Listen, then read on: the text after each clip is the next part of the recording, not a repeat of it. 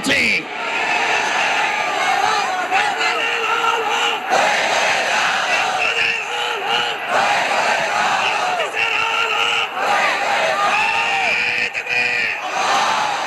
মুসলমান ইমানদার, আপনাদের কাছে প্রিয় যুব সমাজ, আমাদের প্রোগ্রামগুলোতে অধিকাংশ যুব সমাজ উপস্থিত থাকে। হে উম্মার যুব সমাজের কাছে আমাদের পয়গাম, হে উম্মার যুব সমাজ, যদি আবারও এই দেশের জন্য, ঈমানের জন্য, ইনসাফ প্রতিষ্ঠা করবার জন্য আমাদের ভাই উসমান হাদির মতো জীবন দিতে হয়, রাজি আছো তো ইনশাআল্লাহ? আমরা কি ভারতের গোলামি করব? আল্লাহ বলছেন, যারা আমার পথে জীবন দিবে তারা হলো শহীদ বাল আহিয়া, তাদেরকে মৃত বলাও যাবে না। মুসলিম শরীফের মধ্যে আমার রাসূল বলেছেন, যে আল্লাহর পথে জীবন দিল সে বারজাখের জিন্দেগি লাভ করলো, সে মৃত বলা যাবে না। আল্লাহ পাক তার আত্মাটাকে জান্নাতের সবুজ পাখির মধ্যে ঢুকায়া দিবেন, আর জান্নাতের মধ্যে গিয়ে উঠতে থাকবে, ঘুরতে থাকবে, যা মন চাই খাবে, ঘুরবে। আল্লাহ পাক তাকে জিজ্ঞেস করবেন, তুমি আর কি চাও? সে বলবে, মালিক কিছুই চাই না। আল্লাহ পাক একাধিকবার বলার পর সে বলবে, আল্লাহ আপনি আমাকে আবারও জীবন দেন, আবারও যেন আপনার পথে শহীদ হইতে পারি। আল্লাহর রাসূল যেটা চাইতেন, লাওয়াদিতু আন আগজুয়া ফাউকতাল সুম্মা আগজুয়া ফাউকতাল সুম্মা আগজুয়া ফাউকতাল। হে আল্লাহ, আপনি আমার জিন্দেগি দিয়েছেন, মনে চাই আপনার পথে জিহাদ করি, শহীদ হই, আপনার পথে আবারও কিতাল ফি সাবিলিল্লাহ অংশগ্রহণ করি, আবারও শহীদ হই। এভাবে নিজের জিন্দেগিতে বারবার আপনি জীবন দিলে বারবার আপনার পথে বিলীন করি। ও উম্মার যুব সমাজ, তোমাদেরকে বলি, আমরা মুসলিম, আমরা মুসলিম, আমাদের অন্তর রয়েছে ঈমান, আমাদের অন্তর রয়েছে আল্লাহর প্রতি অগাধ বিশ্বাস এবং আস্থা। দিল্লির আকাডা হিন্দুত্ববাদী গোলামদের গোলামি করবার কোনো কাজ আমরা করতে পারি না। আমরা কার গোলামি করব? প্রয়োজনে শহীদ হব, প্রয়োজনে কি হব? আমাদের ভাই উসমান হাদিকে টার্গেট করা হয়েছে, প্রয়োজনে আমাদেরকে টার্গেট করা হবে, প্রয়োজনে আমরাও জীবন দিব, কিন্তু বাংলার জমিনকে হিন্দুত্ববাদীদের গোলামের পরিণত করতে দিব না। হাসিনার মতো আরেকটা গোলামের সরকার চান? হ্যাঁ না, আমার দল পাল্টাবে, কিন্তু নতুন করে আবার হিন্দুত্ববাদীদের গোলামি শুরু হবে। হাসিনার গোলামের একটা সরকার আবারও চান? যদি না চান, প্রিয় যুব সমাজ, আপনাদেরকে বলি, আমি আজকে শপথ করিয়েছি, ঢাকার নতুন ওই যে শাহবাগের যে চত্বর, ওই চত্বরের নতুন নামকরণ আমাদের প্রিয় ভাই সাদিক কায়েম, আমাদের প্রিয় শায়েখ আল্লামা জসিমউদ্দিন রহমানী এবং আমরা সকলে মিলে আজকে ঢাকার শাহবাগের যে চত্বর, ওই চত্বরের নামকরণ করে এসেছি উসমান হাদি চত্বর। শহীদ উসমান হাদি চত্বরে সমস্ত যুবকদেরকে শপথ করিয়ে এসেছি, হে যুব সমাজ, আল্লাহর কাছে ওয়াদা করে শপথ করো, যদি আমাদেরকেও শহীদ উসমান হাদির মতো জীবন দিতে হয়, তবু আমরা বাংলার জমিনে উসমান হাদির বিচার করিয়েই ছাড়ব।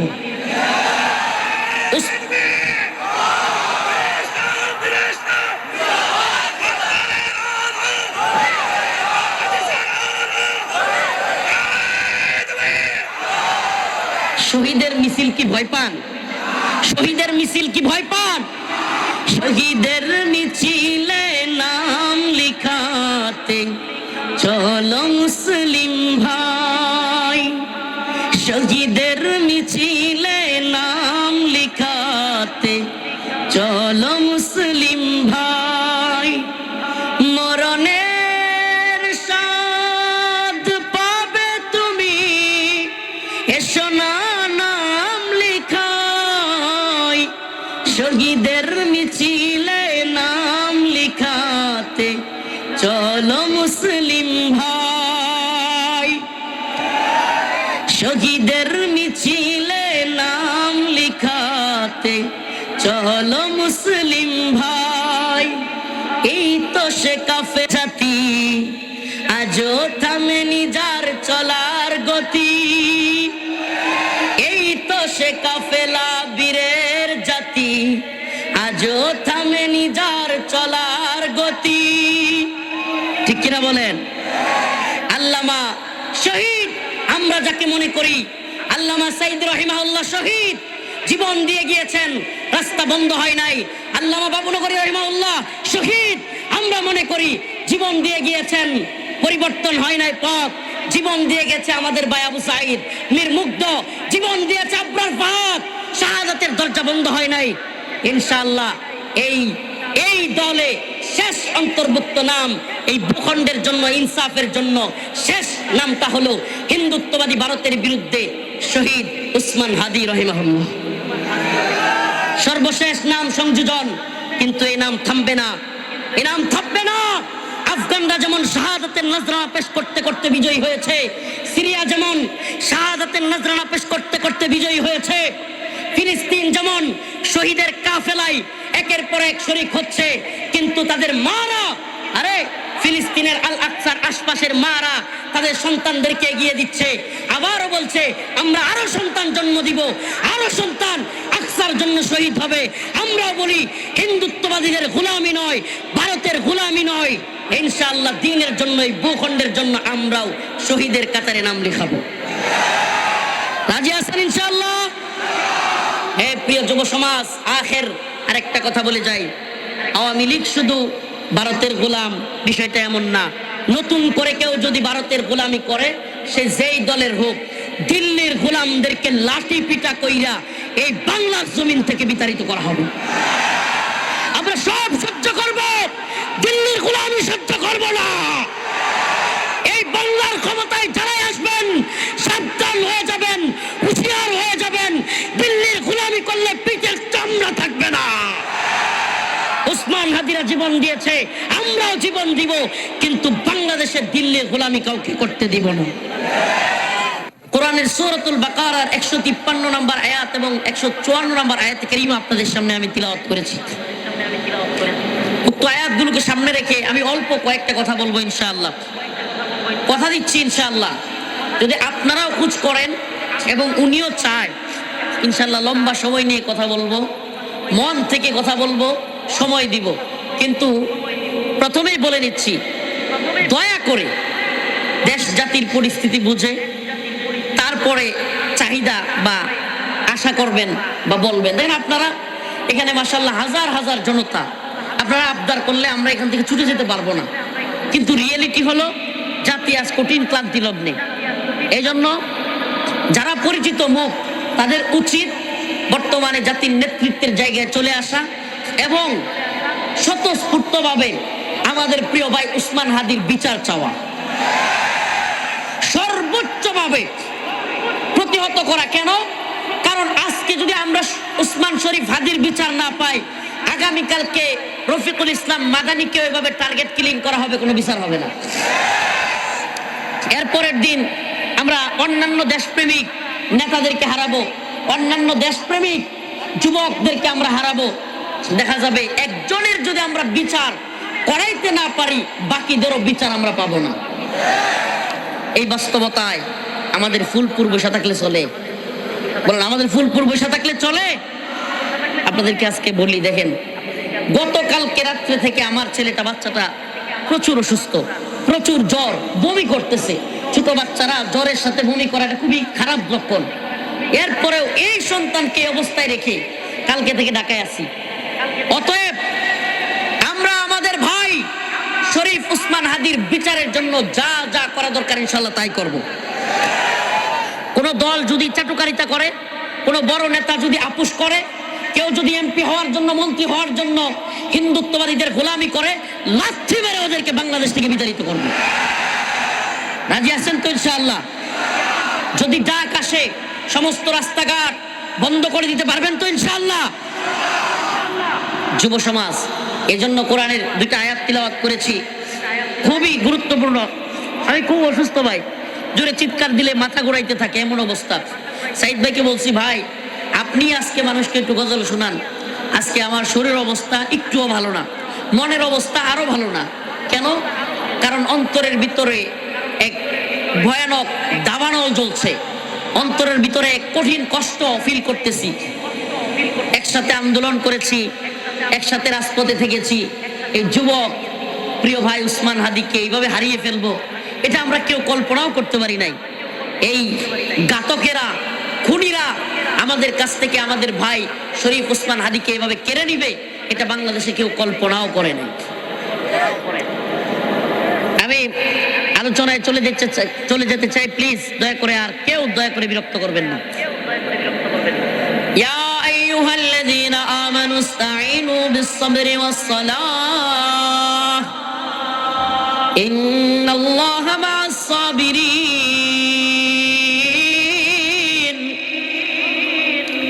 ওয়া লা তাকুলু লিমান ইউকতালু ফী সাবিলিল্লাহি আমওয়াত বাল আহইয়াউ ওয়ালাকিন লা তাশউরুন ولنبلونكم بشيء من الخوف والجوع ونقص من الأموال والأنفس والثمرات কোরআনের সূরাতুল বাকারার 153 নম্বর আয়াত এবং 154 নম্বর আয়াত কারীমা আপনাদের সামনে আমি তিলাওয়াত করেছি। উক্ত আয়াতগুলোকে সামনে রেখে আমি অল্প কয়েকটা কথা বলবো ইনশাআল্লাহ। কথা দিচ্ছি ইনশাআল্লাহ যদি আপনারাও খোঁজ করেন এবং উনিও চায়, ইনশাআল্লাহ লম্বা সময় নিয়ে কথা বলবো, মন থেকে কথা বলবো, সময় দিব। কিন্তু প্রথমেই বলে নিচ্ছি, দয়া করে দেশ জাতির পরিস্থিতি বুঝে তারপরে চাহিদা বা আশা করবেন বা বলবেন। দেখেন আপনারা এখানে মাশাআল্লাহ হাজার হাজার জনতা, আপনারা আবদার করলে আমরা এখান থেকে ছুটে যেতে পারবো না, কিন্তু রিয়েলিটি হলো জাতি আজ কঠিন ক্লান্তি লগ্নে। এই জন্য যারা পরিচিত মুখ তাদের উচিত বর্তমানে জাতির নেতৃত্বের জায়গায় চলে আসা এবং স্বতঃস্ফূর্তভাবে আমাদের প্রিয় ভাই উসমান হাদির বিচার চাওয়া, সর্বোচ্চভাবে প্রতিহত করা। কেন? কারণ আজকে যদি আমরা উসমান শরীফ হাদির বিচার না পাই, আগামীকালকে রফিকুল ইসলাম মাদানিকে ওইভাবে টার্গেট কিলিং করা হবে, কোনো বিচার হবে না। এরপরের দিন আমরা অন্যান্য দেশপ্রেমিক নেতাদেরকে হারাবো, অন্যান্য দেশপ্রেমিক যুবকদেরকে আমরা হারাবো। দেখা যাবে একজনের যদি আমরা বিচার করাইতে না পারি, বাকিদেরও বিচার আমরা পাবো না। এই বাস্তবতায় আমাদের ফুলপুর বসে থাকলে চলে? বলেন, আমাদের ফুলপুর বসে থাকলে চলে? আপনাদেরকে আজকে বলি, দেখেন গতকালকে রাত্রে থেকে আমার ছেলেটা, বাচ্চাটা প্রচুর অসুস্থ, প্রচুর জ্বর, বমি করতেছে। ছোট বাচ্চারা জ্বরের সাথে বমি করা এটা খুবই খারাপ লক্ষণ। এরপরেও এই সন্তানকে অবস্থায় রেখে কালকে থেকে ঢাকায় আসি। অতএব আমরা আমাদের ভাই শরীফ উসমান হাদির বিচারের জন্য যা যা করা দরকার ইনশাআল্লাহ তাই করব। কোন দল যদি চাটুকারিতা করে, কোন বড় নেতা যদি আপোষ করে, কেউ যদি এমপি হওয়ার জন্য, মন্ত্রী হওয়ার জন্য হিন্দুত্ববাদীদের গোলামি করে, লাথি মেরে ওদেরকে বাংলাদেশ থেকে বিতাড়িত করবে। রাজি আছেন তো ইনশাআল্লাহ? যদি ডাক আসে সমস্ত রাস্তাঘাট বন্ধ করে দিতে পারবেন তো ইনশাআল্লাহ? যুব সমাজ, এজন্য কোরআনের দুইটা আয়াত তিলাওয়াত করেছি, খুবই গুরুত্বপূর্ণ। আমি খুব অসুস্থ ভাই, জোরে চিৎকার দিলে মাথা ঘুরাইতে থাকে এমন অবস্থা।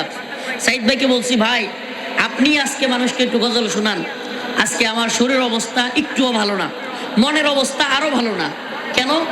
কারণ অন্তরের ভিতরে এক ভয়ানক দাবানল জ্বলছে, অন্তরের ভিতরে এক কঠিন কষ্ট ফিল করতেছি। একসাথে আন্দোলন করেছি, একসাথে রাজপথে থেকেছি। এই যুবক প্রিয় ভাই উসমান হাদিকে এইভাবে হারিয়ে ফেলবো, এটা আমরা কেউ কল্পনাও করতে পারি নাই। এই ঘাতকেরা, খুনিরা আমাদের কাছ থেকে আমাদের ভাই শরীফ উসমান হাদিকে এইভাবে কেড়ে নিবে, এটা বাংলাদেশে কেউ কল্পনাও করে নাই। আমি আলোচনায় চলে যেতে চাই, প্লিজ দয়া করে আর কেউ দয়া করে বিরক্ত করবেন না। ইয়া আইয়ুহাল্লাযীনা আমানু ইসতাঈনু বিস-সাবরি ওয়াস-সালাহ ইন্নাল্লাহা মা'আস-সাবিরিন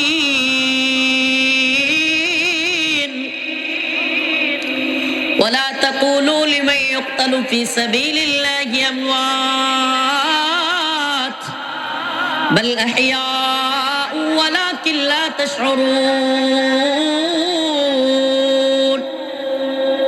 ولنبلونكم بشيء من الخوف والجوع ونقص من الأموال والأنفس والثمرات وبشر الصابرين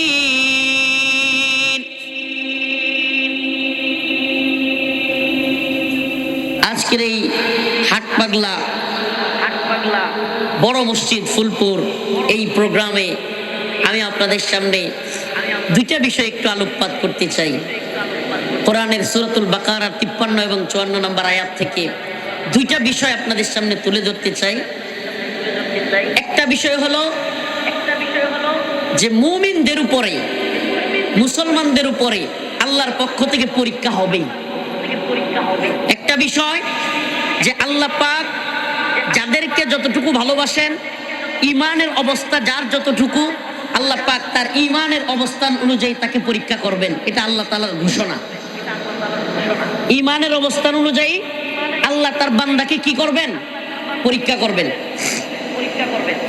মুহাম্মদুর রাসূলুল্লাহ সাল্লাল্লাহু আলাইহি ওয়াসাল্লাম, আম্বিয়া আলাইহিস সালাম, সাহাবায়ে কেরাম প্রত্যেককেই পরীক্ষা করা হয়েছে। যুগে যুগেই আল্লাহ পাক তার নেক বান্দাদেরকে পরীক্ষা করেছেন। যার ঈমানের স্তর যতটুকু মজবুত, তার পরীক্ষাও ততটুকু কঠিন। নাম্বার 1, পরীক্ষা নিয়ে কিছু কথা বলবো। ইসলামের পক্ষে অবস্থান নিলে, দ্বীনের পক্ষে অবস্থান নিলে, ইনসাফের পক্ষে অবস্থান নিলে আল্লাহর পক্ষ থেকে পরীক্ষা আসবেই। নাম্বার 2, আরেকটা বিষয় নিয়ে যেটা নিয়ে আমি আপনাদের সামনে কথা বলবো। আল্লাহ তাআলা বলেন, ওয়ালা তাকুলু লিমান ইউকতালু ফি সাবিলিল্লাহি আমওয়াত বাল আহইয়া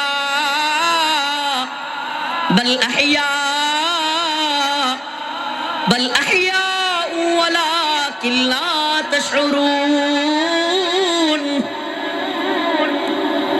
আল্লাহ রাব্বুল আলামিন বলেন, ও দুনিয়ার মানুষ, ওয়ালা তাকুলু লিমান ইউকতালু ফি সাবিলিল্লাহ,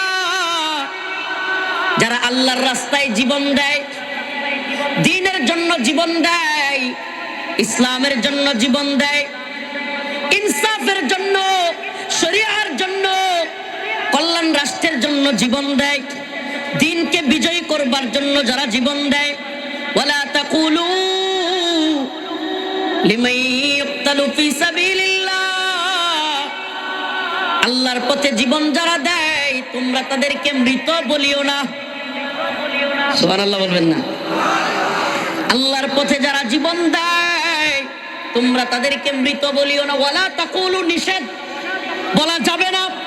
ওয়ালা তাকুলু লিমান ইউকতালু ফি সাবিলিল্লাহি আমওয়াত, যারা আল্লাহর রাস্তায় জীবন দেয়, ইনসাফের সমাজ প্রতিষ্ঠা করবার জন্য, শরিয়ার রাষ্ট্র প্রতিষ্ঠা করবার জন্য যারা জীবন দেয়, আল্লাহ বলেন তোমরা তাদেরকে মৃত বলিও না। তাইলে কি বলবা? বাল আহইয়া, বরং তারা জীবিত। ওয়ালাকিন লা তাশউরুন, তোমরা অনুধাবন করো না, বুঝতে পারো না। সুবহানাল্লাহ বলবেন না?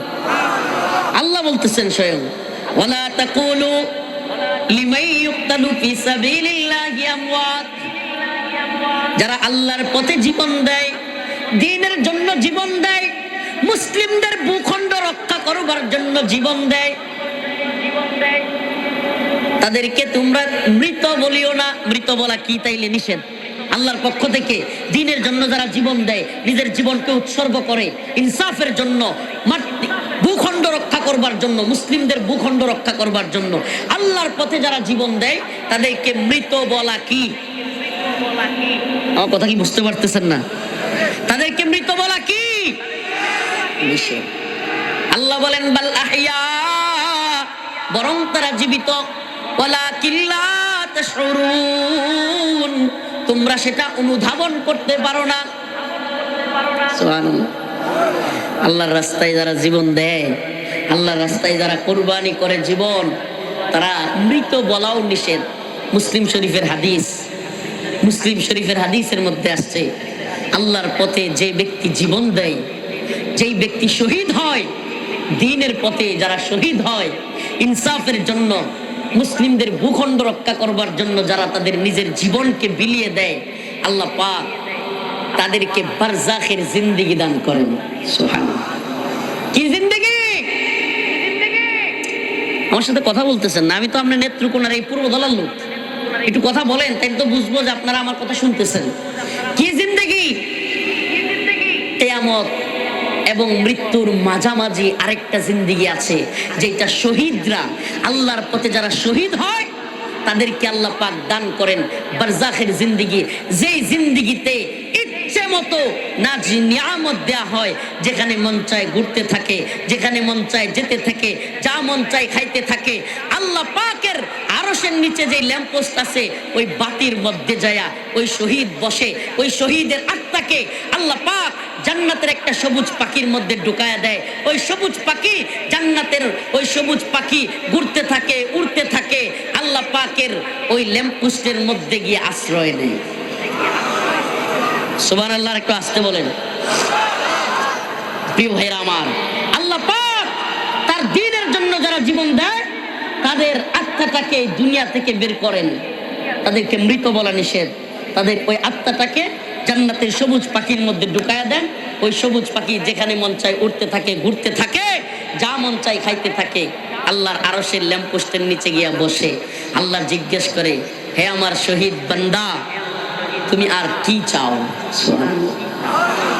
সুবহানাল্লাহ বলবেন না? হে আমার বান্দা, তুমি আর কি চাও? কে বলে? আমার আল্লাহ বলে, শহীদ, হে আমার প্রিয় বান্দা, তুমি আমার জন্য, দ্বীনের জন্য লড়াই করতে গিয়ে শহীদ হয়েছো, তুমি কি চাও? ওই বান্দা, ওই যার আত্মাটাকে আল্লাহ সবুজ পাখির মধ্যে ঢুকিয়ে দিয়েছেন, ওই শহীদ বান্দা আল্লাহকে বলে, মালিক, আয় আমার রব, আপনি তো আমারে এমন কিছু দিয়েছেন যা পৃথিবীর কেউ দেয় নাই, পৃথিবীর কেউ যা দিতে পারে নাই, আপনি আমাকে তাই দিয়েছেন। আল্লাহ, আমি আপনার কাছে আর কিছুই চাই না। সুবহানাল্লাহ।